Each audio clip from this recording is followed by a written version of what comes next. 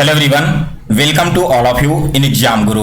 दोस्तों आज 2 मई 2023 को एसएससी एमटीएस का शिफ्ट 1 का एग्जाम समाप्त हो चुका है और इस वीडियो में दोस्तों मैं आप सभी के साथ आज के पहले शिफ्ट में पूछे गए जीके के टोटल 25 क्वेश्चंस का रियल एंड ऑथेंटिक सॉल्यूशन करवाने वाला हूं। आज के पहले शिफ्ट में जितने भी जीके के क्वेश्चंस आए थे ना, वो सारे के सारे क्वेश्चंस मुझे ऑप्शंस के साथ में मिल गए हैं। आज सुबह में ही मेरा एक फ्रेंड एग्जाम देकर लौटा था और उसी ने मेरे साथ ये सारे क्वेश्चंस शेयर किए हैं।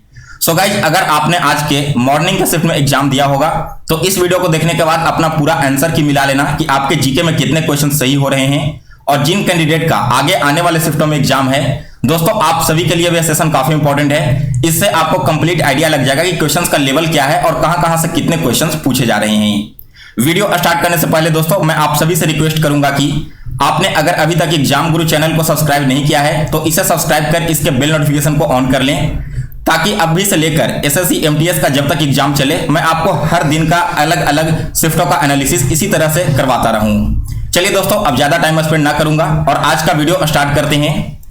तो पहला क्वेश्चन दोस्तों पूछा गया था आपके एग्जाम में। जिन लोगों ने आज के मॉर्निंग शिफ्ट में एग्जाम दिया है आप एक बार कमेंट करके कंफर्म कर देना कि एग्जैक्ट यही सारे क्वेश्चंस आए थे या फिर नहीं आए थे।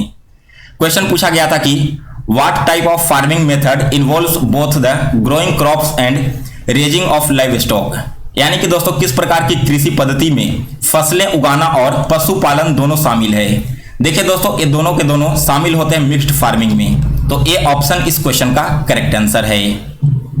इसके बाद दूसरा क्वेश्चन पूछा गया था इंडियन नेशनल कांग्रेस का पहला अधिवेशन कब हुआ था और कहां में हुआ था। दोस्तों इंडियन नेशनल कांग्रेस बहुत ही इंपॉर्टेंट टॉपिक है आपके एग्जाम के लिए। इसका पहला सेशन हुआ था दोस्तों बॉम्बे में, और कब हुआ था तो 1885 ईस्वी में तेजपाल संस्कृत विद्यालय है बॉम्बे में, वहीं पर करवाया गया था। दोस्तों जिनका एग्जाम आगे आने वाले शिफ्टों में है, आईएनसी से रिलेटेड आपके एग्जाम में भी क्वेश्चन पूछे जाएंगे। कौन कौन से क्वेश्चन पूछे जाएंगे तो पहला क्वेश्चन पूछा था दोस्तों कि पहले प्रेसिडेंट कौन थे आईएनसी के। अगर पहले प्रेसिडेंट की बात की जाए तो इनका नाम है दोस्तों WC बनर्जी। फिर पूछ लिया जाए कि पहली महिला प्रेसिडेंट कौन थी आईएनसी की, तो इनका नाम है दोस्तों एनी बेसेंट। और अगर पूछ लिया जाए कि पहली भारतीय महिला कौन थी तो यहां पर हो जाएगा दोस्तों नाम आपका सरोजिनी नायडू।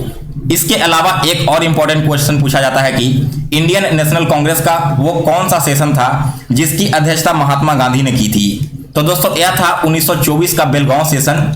एकमात्र ऐसा सेशन है जिसमें महात्मा गांधी ने हिस्सा लिया और इस अधिवेशन की अध्यक्षता की थी।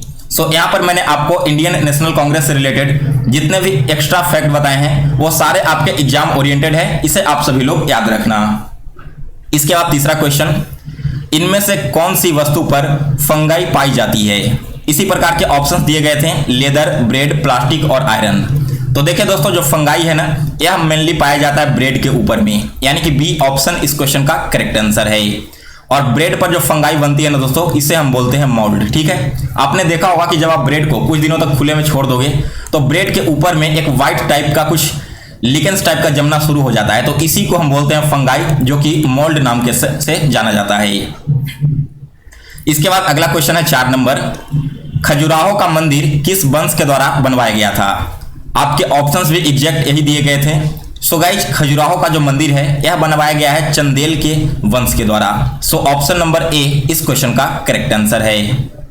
इसके बाद अगला क्वेश्चन है, कारागाम किस राज्य का महत्वपूर्ण नृत्य है। दोस्तों देखिए, यह जो कारागाम नृत्य है ना, यह महत्वपूर्ण नृत्य है तमिलनाडु का, यानी कि बी ऑप्शन इस क्वेश्चन का करेक्ट आंसर है। इसके बाद अगला क्वेश्चन है 6 नंबर, वर्तमान में भारत में कुल बायोस्फीयर रिजर्व की संख्या कितनी है। दोस्तों अगर बात करें वर्तमान में 2023 की, तो बायोस्फीयर रिजर्व की टोटल संख्या 18 है। डी ऑप्शन इस क्वेश्चन का करेक्ट आंसर है। इसके बाद अगला क्वेश्चन है 7 नंबर।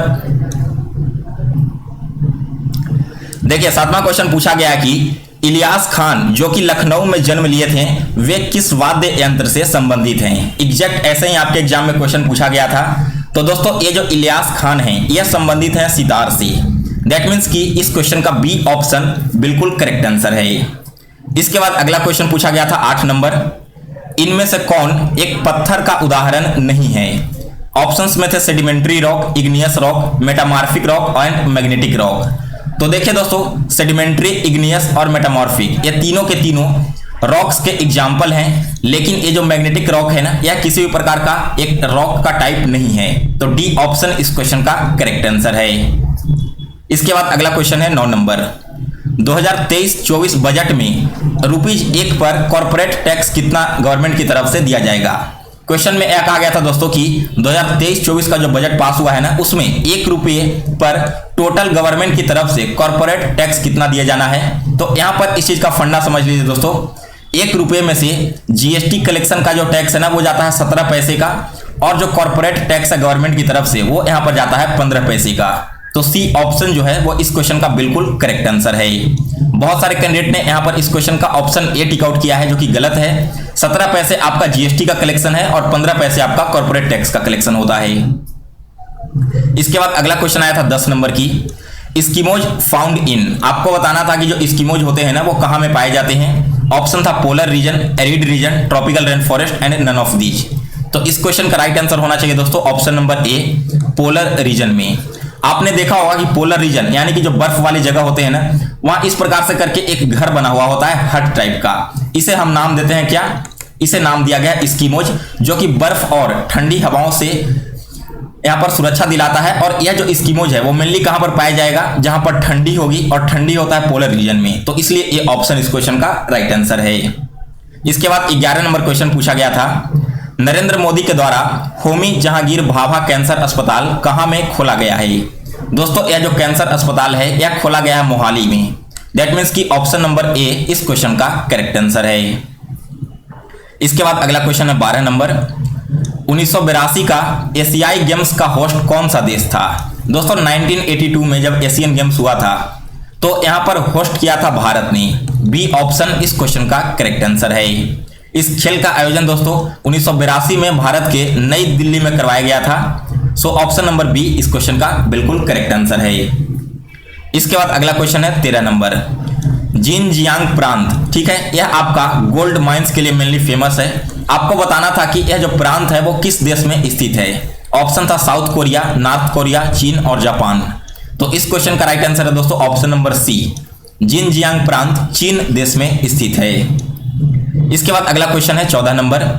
गैर डांस किस राज्य का नृत्य है। अब यहां पर राज्य का नाम पूछा गया था या फिर ट्राइब का नाम पूछा गया था, या तो मुझे एग्जैक्ट नहीं पता, लेकिन अगर राज्य का नाम होगा तो करेक्ट आंसर होगा राजस्थान, और ट्राइब का नाम पूछा गया होगा तो राजस्थान में जो भील जनजाति है उनके द्वारा मुख्य रूप से इस गैर डांस का परफॉर्मेंस किया जाता है।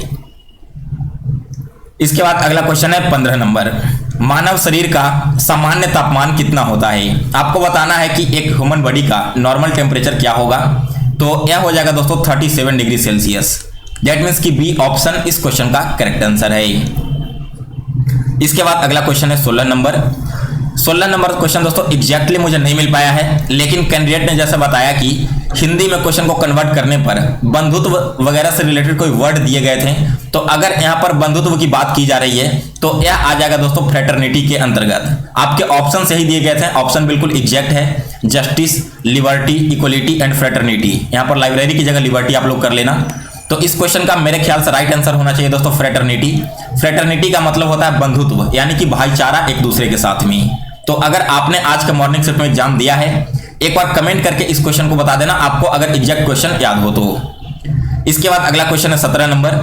17 नंबर क्वेश्चन में दोस्तों पूछा गया था हाल ही में हुए उत्सव के बारे में। यह क्वेश्चन भी एग्जैक्ट नहीं मिल पाया है, लेकिन इसमें ऑप्शन थे लोसर, मोपली और उगदी वगैरह। एक और ऑप्शन यहां पर फेस्टिवल का दिया गया था। तो इस क्वेश्चन को भी आप सभी लोग कमेंट करके कंफर्म कर देना। इसके बाद अगला क्वेश्चन आया था दोस्तों की My Life My Rules is written by. यह बुक है जो कि लिखा गया है दोस्तों सोनिया गिलानी के द्वारा, यानी कि ऑप्शन नंबर ए इस क्वेश्चन का करेक्ट आंसर है। इसके बाद अगला क्वेश्चन आया था दोस्तों गोलमेज सम्मेलन के बारे में।